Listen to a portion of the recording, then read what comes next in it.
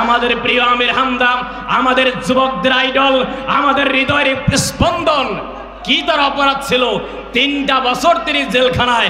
আজকেও মাহফিলে তিনি বলেছেন যে আমার 3টা বছর আমার জীবন থেকে হারিয়েছে, আল্লাহর আদালতে আমি এই 3টা বছরের জন্য বিনা অপরাধে আমাকে শাস্তি দেওয়ার কারণে আমি আল্লাহর আদালতে মামলা দায়ের করব।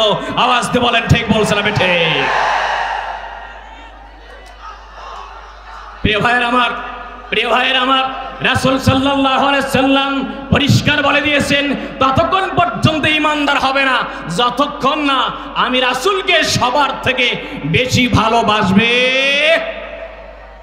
সম্মানিত ভাইয়েরা, আলোচনার ভূমিকা নয়, আমরা তেলাওয়াত করেছি। আল্লাহ রাব্বুল আলামিন এই আয়াত নাজিলের প্রেক্ষাপট অত্যন্ত মারাত্মক। এমন একটা সময়ে এই আয়াতটা নাজিল হয়েছে। আমরা জানি ইসলামের প্রথম বিজয় বদরের যুদ্ধ। যারা বলেন ঠিক বলছেন আমি ঠিক? যেই যুদ্ধে বিশ্বনবী সাল্লাল্লাহু আলাইহি সাল্লাম তিনি নিজেই সেনাপতির দায়িত্ব পালন করেছেন। সাহাবায়ে কেরামদেরকে নিয়ে 313 জন মুজাহিদ আর 1000 কাফের সৈনিক আবু জেহেল রাসূল সাল্লাল্লাহু আলাইহি সাল্লামের বিরুদ্ধে বদরের যুদ্ধে একত্রিত হয়েছে। আওয়াজ দিয়ে বলেন ঠিক বলছেন আমি ঠিক? প্রিয় ভাইয়েরা আমার, আমি যে আয়াত যে হাদিসখানা তেলাওয়াত করেছি এই হাদিসটা আমাদের অনেকের মুখস্থ আছে অর্থ সহ।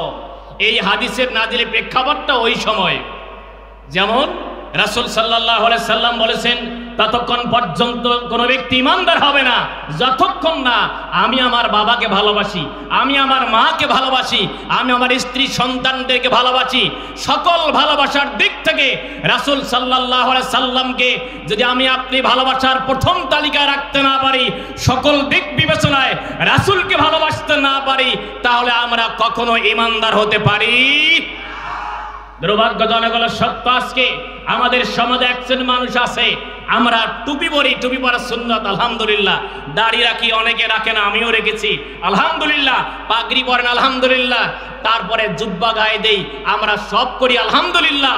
আবার মসজিদে গেলে হালুয়া বা মিষ্টি আবার জিলেবিও খাওয়া হয়, কারণ মিষ্টি খাওয়া সুন্নত। এই মাসলা আমরা জানি কি জানি না? জোরে বলতে হবে, জানি কি জানি না? যদি আমরা এগুলো জেনে থাকতে পারি, যদি আমাদের এই কথা চিন্তা থাকতে হয়, যদি আমরা এই চিন্তা করি রাসূলের সুন্নাত টুপি মাথায় দেওয়া, রাসূল সাল্লাল্লাহু আলাইহি সাল্লামের তার সুন্নাত আদায় করতে গিয়ে আমরা দাড়ি রেখে দিয়েছি, আমরা জুব্বা পরেছি, আমরা হালুয়া খেয়েছি, আমরা সুবিধাবাদ জিন্দাবাদ। আমরা যেই সুন্নাত মানতে কোনো বাধা আসে না, যেই সুন্নাত মানতে আমাদের কোনো সমস্যার সম্ভাবনা নাই, এই সুন্নাত মানতে কোনো আপত্তি নাই। মনে রাখতে হবে, যদি আমি আপনি দাড়িকে সুন্নাত মনে করে সুন্নাত আদায় করি, পাগড়ি পরে সুন্নাত আদায় করতে চাই, জুব্বা পরে সুন্নাত আদায় করতে চাই, তাহলে আল্লাহ নবী সাল্লাল্লাহু আলাইহি সাল্লাম আল্লাহর জমিনে দ্বীন কায়েম করতে গিয়ে 3টা বছর জেলখানায় বন্দী ছিলেন। আওয়াজ দিয়ে বলেন ঠিক বলছেন আমি ঠিক? দুর্ভাগ্যজনক হলো সত্য, বাংলাদেশ 90% মুসলমানের দেশ, যেই দেশে 3 থেকে 3.5 লক্ষ মসজিদে আযান হয়, আযানের মাধ্যমে মুসলমানদের ঘুম ভেঙে যায়।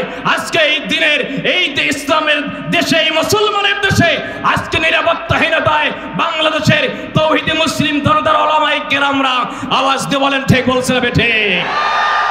আজকে এই যে আপনারা একত্রিত হয়েছেন, এটা আমির হামদার কারণে নয়, এটা কোরআনের কারণে নয়। আমরা এখানে এসেছি আল্লাহ রাব্বুল আলামিন যেই কোরআন নাজিল করেছেন ওই অন্ধকার সভ্যতায় ওই কোরআনের কারণেই আজকে আমরা আজকের অতিগ্রাম হাই স্কুল মাঠে এসেছি।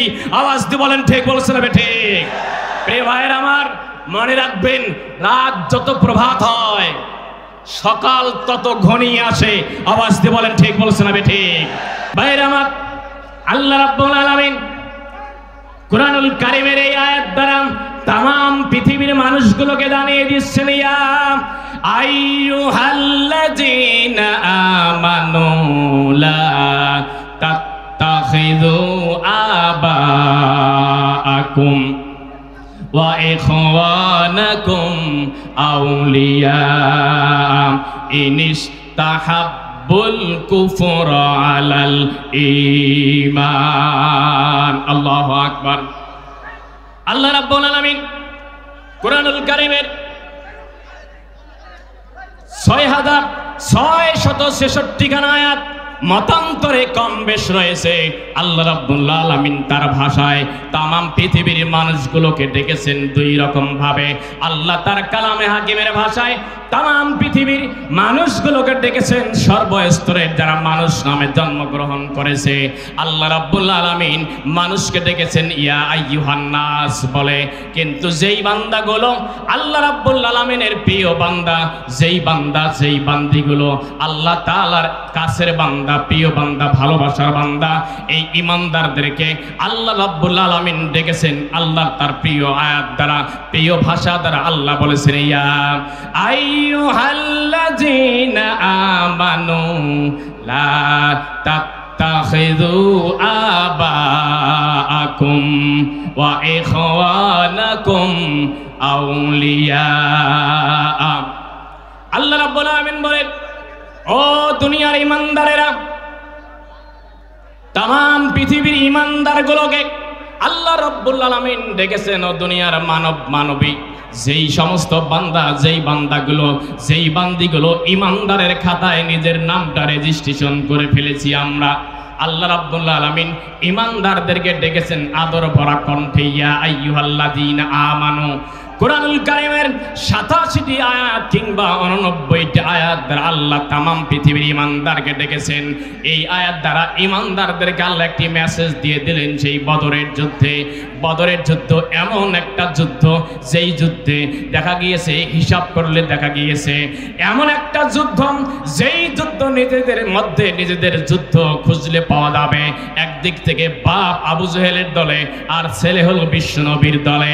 আবার দেখা গিয়েছেন বড় ভাই একদিকে, ছোট ভাই আর একদিকে, অর্থাৎ ভাইয়ের মাঝে ভাইয়ের দ্বন্দ্ব, বাবা এবং ছেলের মাঝে দ্বন্দ্ব, ভাইয়ে ভাইয়ে দ্বন্দ্ব।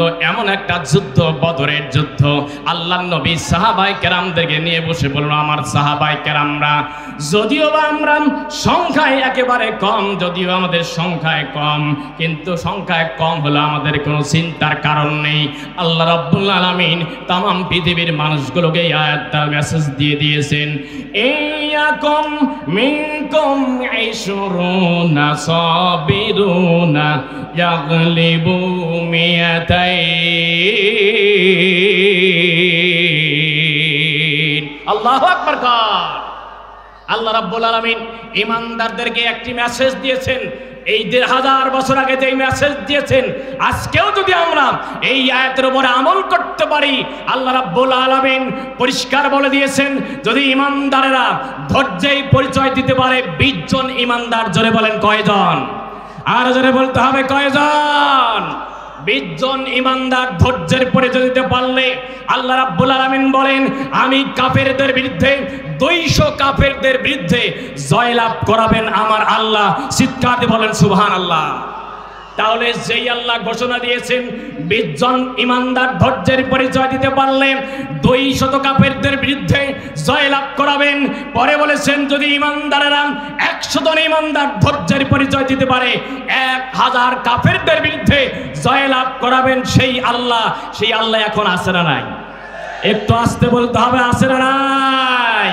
প্রিয় ভাইয়ের আমার, এই জন্য আল্লাহ বলে দিয়েছেন, ঈমানদারেরা শুধু ধৈর্যের সহিত আগাতে পারলেই, ঈমানদারের অস্ত্র নেই, ঈমানদারের বড় ধরনের কোনো রকম অস্ত্র নেই, ঈমানদারের তাকবীর স্লোগান তামাম পৃথিবীর সমস্ত নাস্তিক মুরতাদদের তক্তে তাউস খান খান করে দিয়েছে। আওয়াজ দিয়ে বলেন ঠিক বলছে না বেঠে?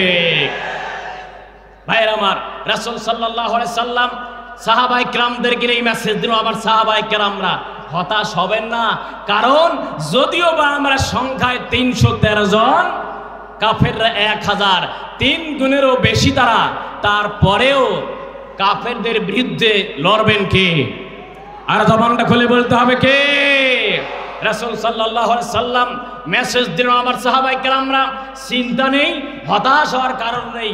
আর হতাশটা হওয়া স্বাভাবিক, কারণ দেখা গিয়েছে বাপ একদিকে, ছেলে আর একদিকে।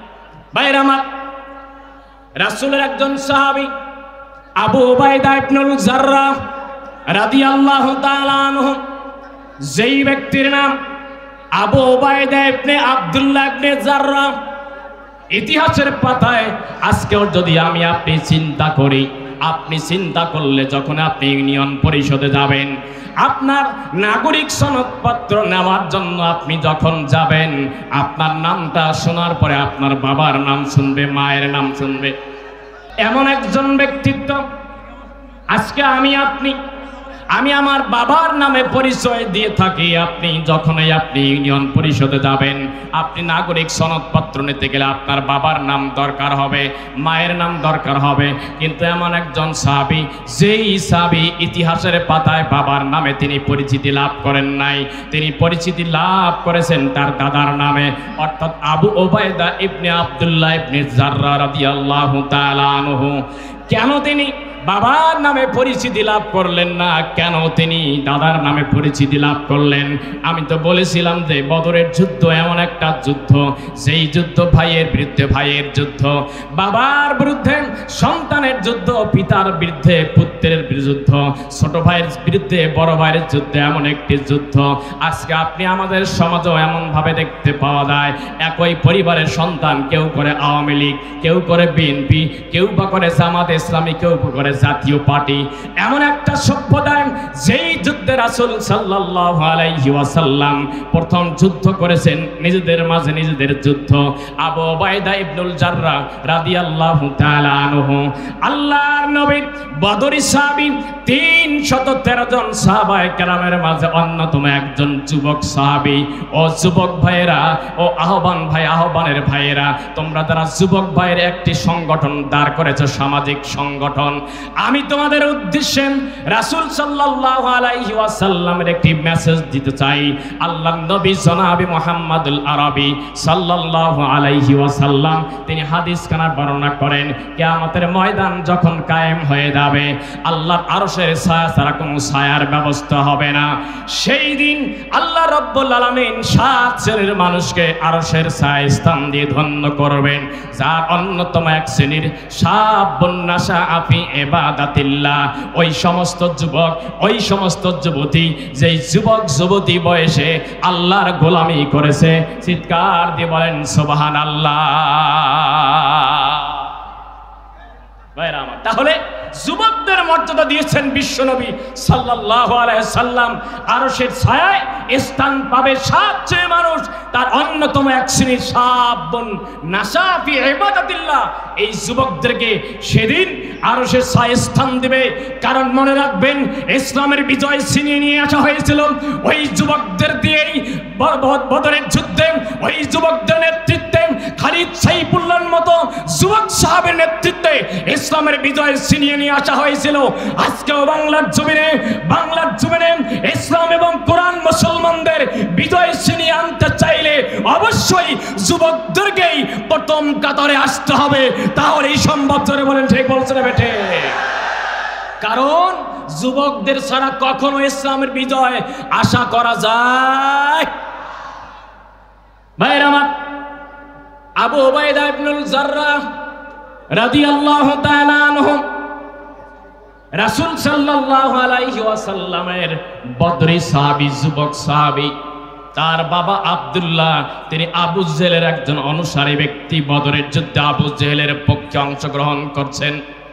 আল্লাহর নবীর সাহাবী আবু উবাইদা ইবনে আব্দুল্লাহ ইবনে জাররাহ রাদিয়াল্লাহু তাআলা আনহু বদরের যুদ্ধে তিনি অংশগ্রহণ করছেন। কারণ বিশ্ব নবী কঠিন একটা মেসেজ দিয়ে দিয়েছেন, মনে রাখতে হবে ততক্ষণ পর্যন্ত ইমানদার হতে পারবো না যতক্ষণ না বিশ্ব নবীকে সকল ভালোবাসার দিক থেকে প্রথম তালিকায় রাখবো না। সাহাবায়ে কেরাম নতুন উদ্যমে, তারা নতুন প্রেরণা পেয়ে যুদ্ধের ময়দানে অংশগ্রহণ করছেন। রাসূল সাল্লাল্লাহু আলাইহি ওয়াসাল্লাম তিনি সেনাপতির দায়িত্ব পালন করছেন। আল্লাহর নবী তিনি নিজে বদরি সাহাবীদের নেতৃত্ব দিচ্ছেন। এমন একটা যুদ্ধ, যেই যুদ্ধে সাহাবায়ে কেরামরা ক্ষুধার্ত অবস্থা, রমজান মোবারকের 17তম দিবসে আল্লাহর নবী সাহাবায়ে কেরামদেরকে অর্ডার দিলেন, তার রোজা ভঙ্গ করে আল্লাহর জমিন, আল্লাহর দ্বীন কায়েম করার জন্য বদরের যুদ্ধে অংশগ্রহণ করে সাহাবায়ে কেরামদের নেতৃত্বে আল্লাহর ঐকান্তিক সাহায্যে বদরি সাহাবীদের বিজয় ছিনিয়ে দিয়েছেন আমার আল্লাহ। চিৎকার দিয়ে বলেন সুবহানাল্লাহ। ভাইরা আমার, রাসূল সাল্লাল্লাহু আলাইহি ওয়াসাল্লাম তার সুনিপুণ তরিকায় তিনি আগাচ্ছেন সাহাবায়ে কেরামদেরকে নিয়ে। রাসূল সাল্লাল্লাহু আলাইহি ওয়াসাল্লামের যুবক সাহাবী আবু উবাইদা ইবনে আব্দুল্লাহ ইবনে জাররাহ রাদিয়াল্লাহু তাআলা আনহু তার হাতে যুদ্ধের অস্ত্র নিয়ে তিনি সামনের দিকে আগাচ্ছেন, সামনের দিকে যাচ্ছেন।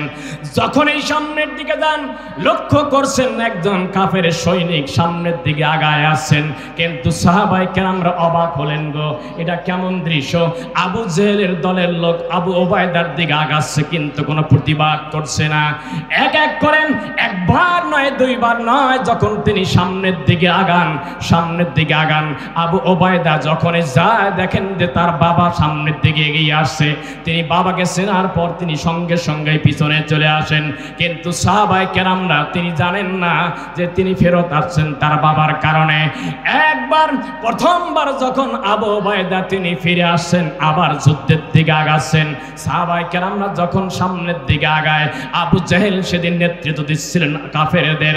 আবু জেহেল লানাতুল্লাহি আলাইহি এমন একজন ব্যক্তি, যেই ব্যক্তি তৎকালীন সময়ের সবচেয়ে বড় টপ টেরর ছিলেন। যেই ব্যক্তি যখন কোন শুনতে পাইতেন যে কোনো ব্যক্তি ঈমান এনেছে, মুহাম্মাদের অন্তর্ভুক্ত হয়েছে, মুহাম্মাদের কালেমা পড়েছে, ঈমান এনেছে, এই খবর শুনতে পাইলে সঙ্গে সঙ্গেই তার উপর অত্যাচারের স্টিম রোলার চালায়। এমন একজন ব্যক্তি, যেই সভ্যতায় ঈমানদার কোন ব্যক্তি ঈমান এনেছে, সেই খবর শুনতে পাইলে দাও খোদা দাও আমায় আবার ওমর দারাজ দিল, দাও খোদা দাও আমায় আবার ওমর দারাজ দিল। মারহাবা কর ভাইরা, আমার সম্মানিত ভাইরা, আবু উবাইদা ইবনুল জাররাহ রাদিয়াল্লাহু তাআলা আনহু তিনি সামনের দিকে আগান। কাফেরকে দেখে তিনি ব্যাক করে আসেন, যেটা হওয়ার সম্ভাবনা ছিল না।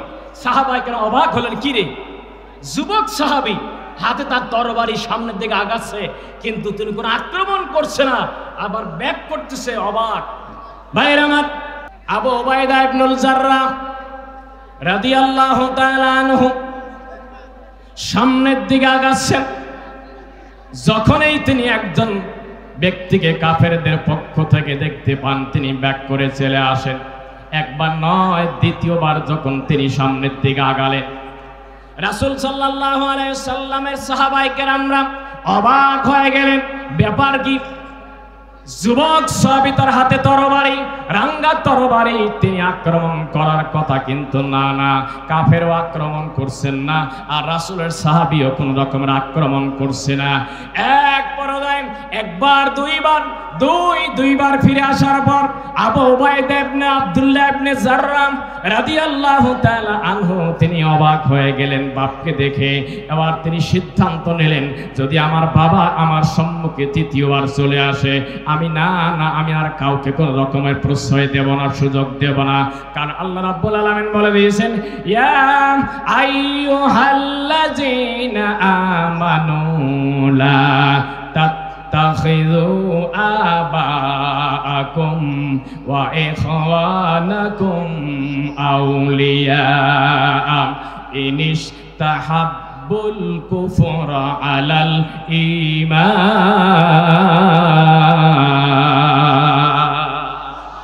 আল্লাহ বলবে, ঈমানদারেরা, লা তাত্তাখিযু আবাআকুম, তোমরা তোমাদের পিতাকে গ্রহণ করো না, তোমাদের ভাইকে গ্রহণ করো না বন্ধু রূপে।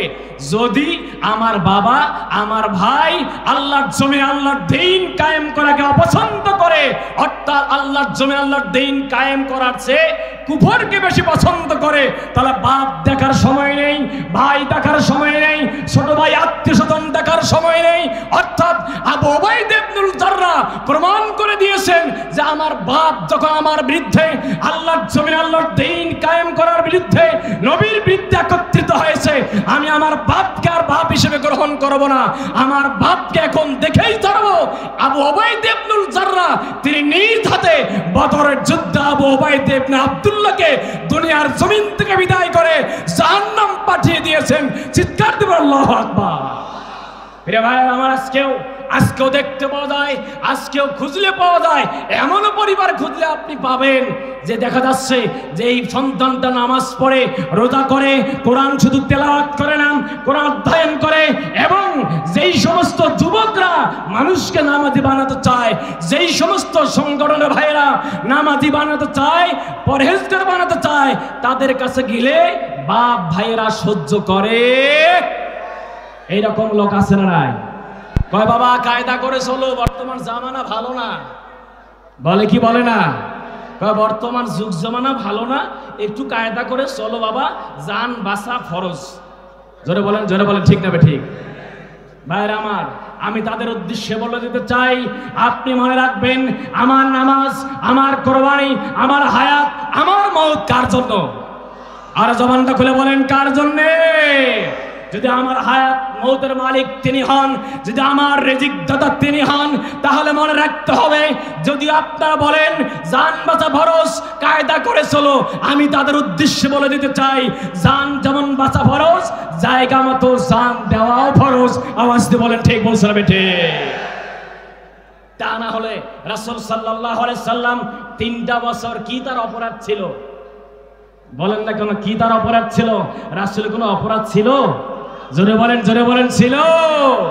আমি বলি, অনেক পুলিশ প্রশাসন ভাইয়েরা এখানে আছেন, আমাদের রাজারহাট উপজেলা ইনচার্জ মহোদয় এই মাহফিল বাস্তবায়ন করার জন্য সার্বিক সহযোগিতা করেছেন।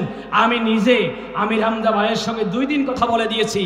আলহামদুলিল্লাহ, ওনাদের সার্বিক সহযোগিতায় আজকের এই মাহফিল বাস্তবায়ন হচ্ছে। আলহামদুলিল্লাহ।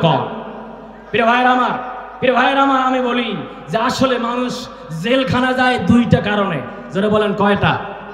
এটা জবানটা খুলে বলেন, কয়টা? 2টা কারণ। একটা হলো অপরাধ, কেউ অপরাধ করে যায়, আবার কেউ অপবাদ নিয়ে যায়। একটু আস্তে ঠিক বলেন, মহিলারা শুনলে মাইন্ড করবো ভাই। অপরাধ করে যে যায়, মাদকের বার সহ ধরা পড়েছে, আলহামদুলিল্লাহ, তাকে নিয়ে যান, কোনো আপত্তি নাই।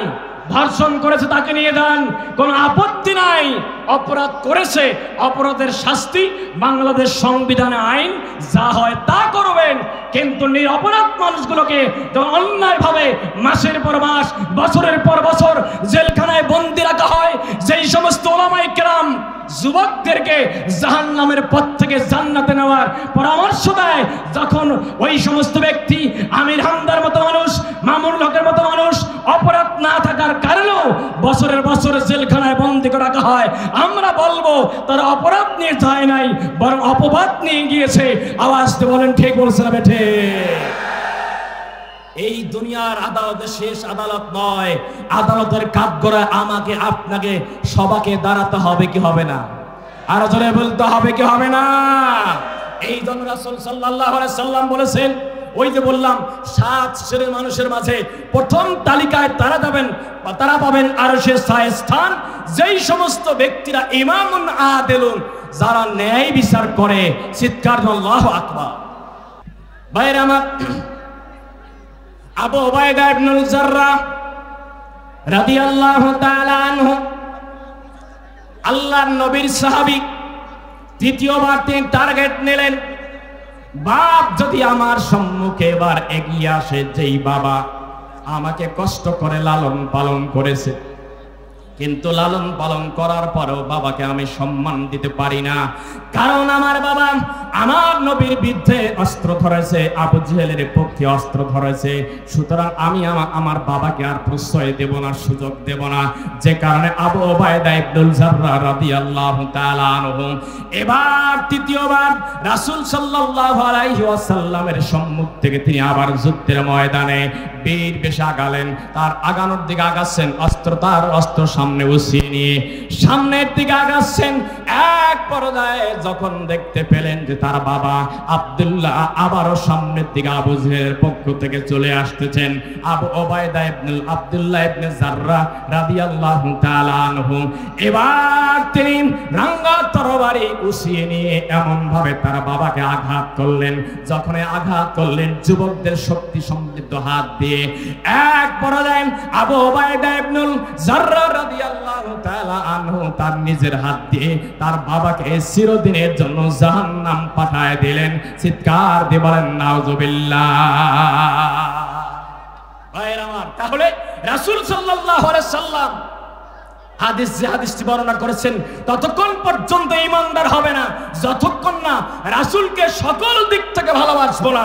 আজকেও মনে রাখবেন, আবু উবাইদা ইবনে আব্দুল্লাহ ইবনে জাররাহ রাদিয়াল্লাহু তাআলা আনহু, যিনি বাবার নামে পরিচিত হওয়ার কথা ছিল, যেহেতু তিনি রাসূলের বিরুদ্ধে যুদ্ধ করেছেন, ইসলাম মুসলমানদের বিরুদ্ধে যুদ্ধ করেছেন, কোরআনের বিরুদ্ধে যুদ্ধ করেছেন, বদরের সাহাবীদের বিরুদ্ধে যুদ্ধ করেছেন, এ কারণে ইতিহাসের পাতা থেকে আবু উবাইদার পিতাকে একেবারে নিশ্চিহ্ন করে দিয়ে একমাত্র সাহাবী আবু উবাইদা তার দাদার নামে পৃথিবীর ইতিহাসে পরিচিতি লাভ করেছেন। চিৎকার আল্লাহু আকবার। তাহলে এইখান থেকে আমাদের এই শিক্ষা আমরা নিতে পারি, যদি আমার বাবা ইসলামী আন্দোলন রাসূল সাল্লাল্লাহু আলাইহি সাল্লামের আদর্শকে বাস্তবায়ন করার জন্য বিরোধিতা করে, তাহলে বাপ হিসাবেও আমি তাকে ছাড় দিব? ভাইরা আমার, আল্লাহর নবী জনাবে মুহাম্মদুল আরবি সাল্লাল্লাহু আলাইহি ওয়াসাল্লামের আরেকজন সাহাবী, যিনি রাসূলকে এত ভালোবাসতেন, সাহাবায়ে আজমাইনদের মাঝে তিনজন সাহাবী সবচেয়ে কালো কুৎসিত চেহারার। যতগুলো সাহাবী ছিল, অন্যতম চেহারা কুৎসিত চেহারার সাহাবী হযরতে বেলাল হাবশী রাদিয়াল্লাহু তাআলা আনহু। আর একজন ব্যক্তি, যেই ব্যক্তিটি রাসূল সাল্লাল্লাহু আলাইহি ওয়াসাল্লামের যুবক সাহাবী সাদ সালমী রাদিয়াল্লাহু তাআলা আনহু। এত কুৎসিত চেহারা, এত কালো চেহারা, যেই চেহারার কারণে সাদ সালমী রাদিয়াল্লাহু তাআলা আনহুর কোনো পাত্রীর ব্যবস্থা হয় না। যখনই তাকে দেখতে আসা হয়, তার চেহারা অসৌন্দর্য, কুৎসিত চেহারা দেখার কারণে সাহাবায়ে কেরাম হওয়ার পরেও তাকে কোনো পাত্রীর ব্যবস্থা করে না। এক পর্যায়ে সাদ সালমী রাদিয়াল্লাহু তাআলা আনহু আল্লাহর নবীর দরবারে হাজির হলেন। ইয়া রাসূলুল্লাহ, ইয়া হাবিবাল্লাহ, ইয়া হাবিবাল্লাহ, আমি আপনার কাছে এসেছি, আমি যাব বিবাহ করার জন্য। যেখানেই যাই পাত্রী দেখার জন্য, যেই জায়গা আমি একত্রিত হই, যেখানে দেখতে যাই, আমার চেহারা দেখার সঙ্গে সঙ্গে একেবারে ডিনার করে আমাকে ডিসঅনার করে, আমাকে আর পছন্দ করে ডিসলাইক করে ফিরে দেয়। ইয়া রাসূলুল্লাহ, ইয়া হাবিবাল্লাহ, আমি যুবক মানুষ, আমি বিবাহ করতে চাই, আমি আপনার কাছে এসেছি, দয়া করে মায়া করে আপনি আমার জন্য পাত্রীর ব্যবস্থা করে দেন। চিৎকার দিয়ে বলেন সুবহানাল্লাহ। ভাইরা আমার, ও বাবাজিরা, যারা বাবা হিসেবে আজকে এসেছেন, রাসূলের একখানা হাদিস শুনে নেন। আল্লাহর নবী জনাবে মুহাম্মদুল আরবি সাল্লাল্লাহু আলাইহি ওয়াসাল্লাম বর্ণনা করেন, মান উলিদা লাহু ওয়ালাদুন ফাল ইহসিন ইসমা। রাসূল বর্ণনা করেন, যখন সন্তান ভূমিষ্ঠ হয়ে যায়, বাবার জন্য দায়িত্ব হলো সন্তানের একটা সুন্দর নাম রেখে দেওয়া। সুবহানাল্লাহ। আজকে যখন সন্তানের নাম আমরা শুনি, এমন কিছু নাম, নাট বল্ডু সহ এমন বুলেট নামও রাখছে, বুলেট আছে না ভাই, বুলেট নাম, মানে এমন কিছু নাম রাখে যে কোনো ইতিহাসে, কোনো আরবি গ্রামারের কায়দায় বলেন, কোনো জায়গায় খুঁজে পাওয়া যায়। রাসূল বলেছেন, সন্তান জন্মের পরে বাবার দায়িত্ব হলো তার নাম রাখা অর্থবহ। সুবহানাল্লাহ। ভাইরা আমার, 2 নম্বর আদিবাহু, রাসূল বর্ণনা করেন, শুধু নাম রাখলে হবে না, আপনার সন্তানের শিষ্টাচার শিক্ষা দেওয়া আপনার দায়িত্ব। আপনি সন্তানের শিষ্টাচার শিখাবেন, আদব শিখাবেন। আজকে দেখা যায় সন্তান যখন বড় হয়ে যায়, কত অভিযোগ আমরা শুনতে পাই, কত সন্তানের অভিযোগ আমাদের নলেজে চলে আসে। আজকের যুব সমাজ মাদকাসক্ত, আজকের যুব সমাজ মোবাইল আসক্ত, আজকের যুব সমাজ যেখানে পড়ার টেবিলে থাকার কথা, আজকে তারা পড়ার টেবিলে নাই, বাজারের মোড়ে মোড়ে বিভিন্ন দোকানের আড্ডায় তারা ফ্রি ফায়ার পাবজি গেমে ব্যস্ত। চিৎকার দিয়ে বলেন ঠিক না বেঠে? আছে না নাই? জোরে কোন আছে না নাই? ভাইরা আমার, ও বাবাজিরা, আপনার কিশোর সন্তান হলে হবে কি? ক্লাস 7-এ পড়ে, এই 7-এ পড়া বয়সের সন্তান কি এমন বয়স হয়েছে, বুঝলে দেখা যায় 7-8-এর সন্তানরা তারা মাদকাসক্ত। আপনি আপনার সন্তানের ব্যাপারে সতর্ক হবেন কখন? আমার চিন্তায় কয়েকটা পয়েন্ট আপনাদের উদ্দেশ্যে আপনার মেধা মগজে দিয়ে দেই। আপনার সন্তানের ব্যাপারে আপনি সতর্ক হবেন। আজকে সতর্ক যদি না হন, আগামী দিন সতর্ক হয়ে আপনার কোনো লাভ হবে না। আপনি যখন দেখবেন আপনার এই সন্তানটা এই কিশোর বয়স অথবা যুবক বয়স, এই সন্তানের হঠাৎ করে ঘুমের প্যাটার্ন পরিবর্তন হয়েছে, আপনি যখন দেখেন যে আপনার সন্তান আগে উঠতো সকাল 6টা বা 7টায়, এখন 8টা 9টা 10টা পর্যন্ত ঘুমায়, যখন আপনি দেখবেন আপনার সন্তানের ঘুমের প্যাটার্ন পরিবর্তন হয়ে গিয়েছে, আপনি এখন সতর্ক হবেন। না হলে আপনার সন্তান, মনে রাখবেন, আপনার সন্তান মালো আওলা ডাকবে মানা দুশ্মনাদ গাছে নাচদি কেতু শেষমে রওশনাদ। সন্তান এবং সন্তান জিনাতুল হায়াতের দুনিয়া, আমার আপনার জন্য সৌন্দর্যের প্রতীক সম্পদ এবং সন্তান। এক পর্যায়ে অনেক পরিবারে এমন রয়েছে, বাপ অনেক ফেমাস, এলাকার ধনাঢ্যশালী ব্যক্তি, এলাকার অনেক সম্মানীয় মানুষ, কিন্তু বাপ তার সন্তানের পরিচয় দিতে চায় না, কারণ সন্তান মাদকাসক্ত। আছে না নাই? জোরে বলেন, আছে না নাই? একটা দুইটা বোতল না করলে দিন পার হয় না, এমন সন্তান পরিবারে আছে না?